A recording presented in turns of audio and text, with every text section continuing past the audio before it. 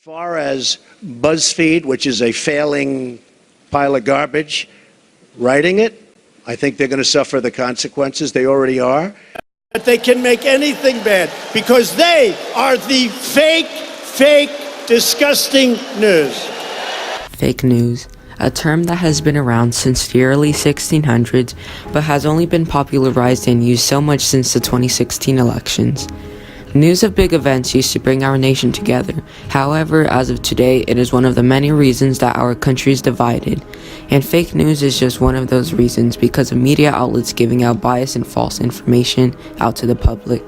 An article from NBC News claims that there is more fake news on social media than actual real news, and since 68% of Americans get their news from social media, it is obviously an issue that needs to be resolved soon. Thankfully, big companies like Facebook are working with fact-checking services to help get rid of most fake news on their platform. However, it will be a long process to get rid of fake news without violating the First Amendment and its freedom of speech. One of the things that we're doing is working with a number of third parties so if people flag things as false news or incorrect, we run them by third-party fact checkers who are all accredited by this Poynter Institute of Journalism. There are firms of all leanings around this who do this work, and that's an important part of the effort. Gentleman's time. I think it is very necessary for Facebook to team up with fact-checking services, as research has shown that the most common route to fake news has always been through Facebook, and are able to pass them off as real by creating fake Facebook accounts and sharing their articles to already existing groups. For example, if a fake news site owner had a website full of pro-Trump content and users, an easy way to get clicks would be by posting headlines and links to those stories to existing Facebook groups that are pro-Trump themselves.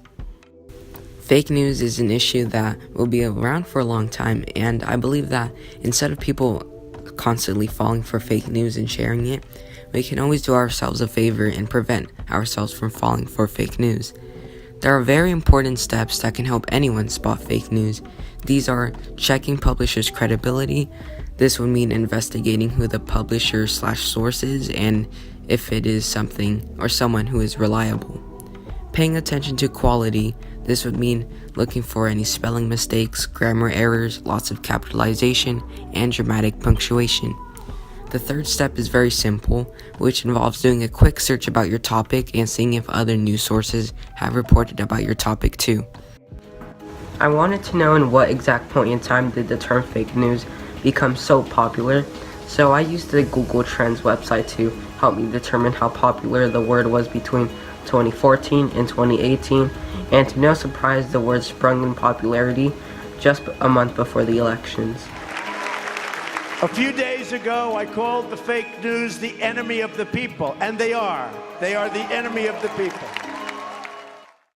And propaganda is fabricated information designed for some kind of political purpose to persuade a particular audience to believe the information and change their views toward the object of that information and toward policies or actions that might need to be taken as the result of that kind of information. Fake news can also affect younger readers, as proven by a study conducted by Stanford's Graduate School of Education, which collected data from more than 7,800 students from both high school and middle school.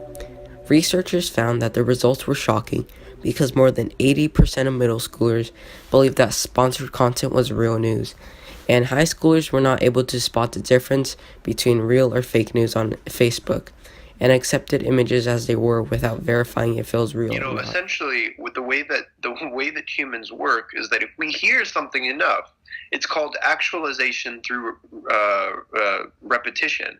If I tell you that the sky is red every moment, and you say, no, it's blue, like eventually, and you hear it from a lot of other people, you say, no, the sky is red.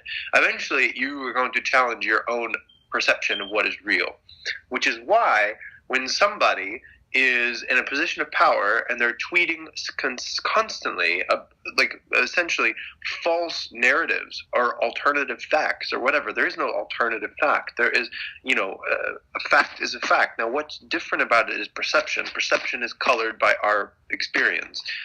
Fake news! Fake news!